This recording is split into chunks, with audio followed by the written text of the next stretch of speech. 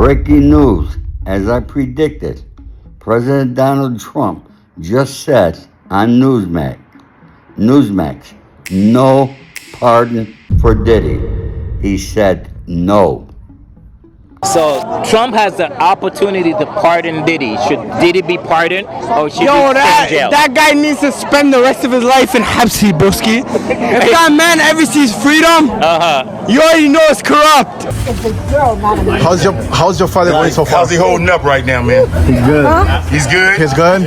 Hey, it took a lot for him to apologize, right? I mean, Stop in the coop on the way. How's your dad going so far, man? He's okay?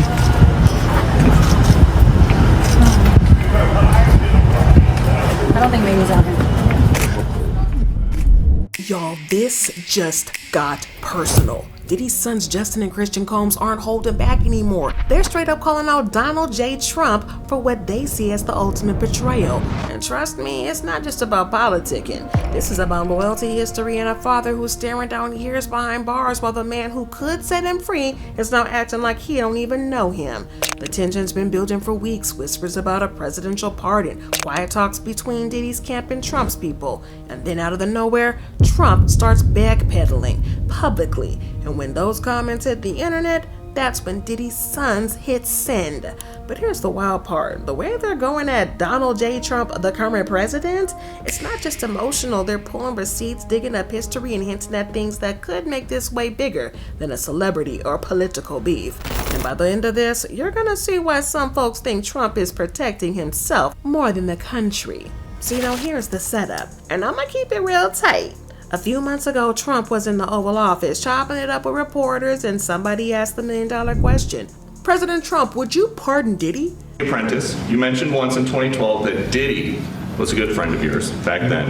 He has since found himself in some very serious legal trouble. Yeah, that's true. Would you ever consider pardoning him? Well, nobody's asked. You had to be the one to ask, Peter, but nobody's asked. But I know people are thinking about it. I know they're thinking about it. I think some people have been very close to asking. First of all, I'd look at what's happening, and I haven't been watching it too closely, although it's certainly getting a lot of coverage. I haven't seen him. I haven't spoken to him in years. He used to really like me a lot, but I think when I ran for politics, that relationship busted up. From what I read, I don't know. He didn't tell me that, but I'd read some little bit nasty statements in the paper all of a sudden, Now, at the time, Diddy had just been hit with that partial guilty verdict in his New York sex trafficking scandal. In trial, found guilty on 2 counts of transportation to engage in prostitution, but acquitted on the big RICO and trafficking charges. And that verdict saved him from a possible life sentence, but he's still looking at up to 20 years behind bars when he's sentenced on October 3rd. Well, Trump's first answer? I'd certainly look at the facts if I think somebody was mistreated, whether they like me or don't like me. I don't know. I would certainly look at the facts. If I think somebody was mistreated, whether they like me or don't like me, it wouldn't have any impact on me. Mr. President. Sounded open-minded, right? At the time. Well, fast forward to a few weeks, and insiders revealed that a comprehensive get-out-of-jail-free card for Combs was being seriously considered, at the White House at least. And sources even say folks in Diddy's inner circle were actively lobbying Trump's team. But here's where it flips. By mid-July, Trump started singing a whole different tune. On Newsmax, he says, "It's more likely a no." Then adds this little jab. "He was hostile when I ran for election. It makes things more difficult." Sean Diddy Combs, Right. would you consider pardoning him? Well, he was essentially, I guess, sort of half innocent. Yes. I don't know what they do. He's still in jail or something, but he was celebrating a victory, but I guess it wasn't as good as a victory. Probably, I was very friendly with him. I got along with him great. And seemed like a nice guy. I didn't know him well. But when I ran for office, he was very hostile. He said some not so nice things about you, sir. Yeah, and it's hard, like you, we're human beings. Right. And we don't like to have things cloud our judgment, right? But when you knew someone and you were fine, and then you run for office and he made some terrible statements. So I don't know. It's more difficult. It makes it more. I'm being honest. It makes it more difficult to do. But more likely a no for Combs. I would say so. Okay.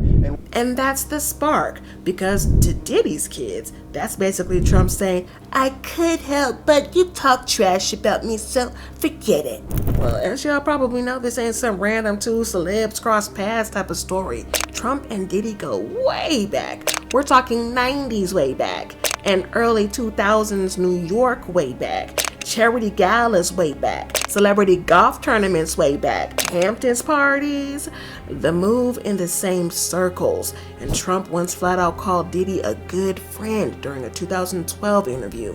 And even on season 12 of The Apprentice, Trump defended Diddy to Aubrey O'Day, saying, I'm gonna stick up for him. I am a very strict and focused businesswoman because working for Diddy for 6 years trained me to have to be perfect. Working for Diddy? Absolutely. I love Diddy. You know, he's a good friend of mine. He's a good guy.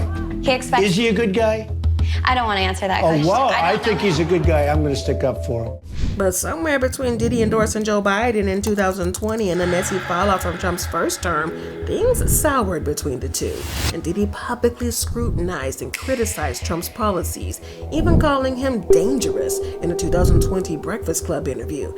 Yeah, so this was back in 2020. It was October of 2020 during the 2020 presidential election. And this was a few months after Diddy had said the whole hold your vote thing. Let's take a listen to Diddy on white men needing to be banished. White men like Trump need to be banished. That way of thinking is real dangerous. This man literally threatened the lives of us and our families about going to vote. Stand back and stand by. Stand back and stand by. Yeah. We're in a war. We're not taking this like it's a war. We taking this like, oh, we're in a presidential election. No, we're in a war of love versus hate. The number one priority is to get Trump out of office. Oh yeah, nah, he's not getting part of that. And that's the grudge Trump is hinting at now. Basically, you were cool with me until I ran for president, then you switched up. And for Diddy's sons, hearing that hostile excuse in 2025 is like a gut punch, because to them it's proof Trump is making this personal instead of looking at it like a presidential duty. Now, this is where the emotion hits hard. After Trump's more likely a no comment went viral, Christian Loki hinted that he thought loyalty was real. Guess he was wrong. Justin also hinted that it's funny how some folks only remember the bad you said about them but forget the times you put them on.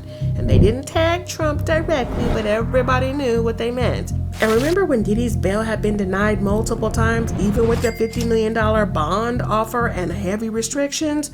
To his kids, every day their father sits in that Brooklyn cell getting smaller and skinnier while Trump plays political chess, and another sign that old friendship meant nothing. But here's where things got extra spicy. 50 Cent, who's been trolling Diddy for months, jumps in to make it clear he doesn't think a pardon should happen. 50 said on Instagram, I'm gonna reach out to Trump so he knows how I feel about this guy. So when Diddy's son started blasting Trump, 50 Cent posted old clips of Diddy criticizing President Trump in 2016 in an effort to deter him from pardoning Diddy. The petty energy with 50 be off the charts, y'all. White men like Trump need to be banished. Trump gets elected, I really do believe in my heart there'll be a race war. That's why this message is not just to black people. You know what I'm saying? This message is to everybody. This man is really trying to turn us against each other and put us in a situation. America messed up. Then you got Mr. Suge Knight. Yes, Suge Knight calling in from jail with his calling into a podcast from prison to say he wouldn't be surprised if Trump gave Diddy a pass because they partied in the same spots. And that comment set off a whole new round of speculation about what Suge might know. The celebrity divide is clear though. Some think Trump owes Diddy that pardon based on their past, while others believe letting him walk would destroy any credibility Trump has left with any of his base. Now this is where things get shady. During Diddy's trial, one of the more explosive claims came from his former assistant, where she swore under oath that Trump International Hotel in New York was one of Diddy's favorite spots for those infamous freak-off parties. And prosecutors even show hotel invoices and timestamp videos allegedly tying Diddy and his guests to the late-night penthouse gatherings. And Combs' lawyers denied the allegations, but the receipts are sitting in the court record. The connection raises a question that Diddy's sons are definitely thinking about. If Trump's hotels were a part of these nights, is that why he's hesitating? Pardoning Diddy could drag old whispers about Trump's own guests right back into the spotlight.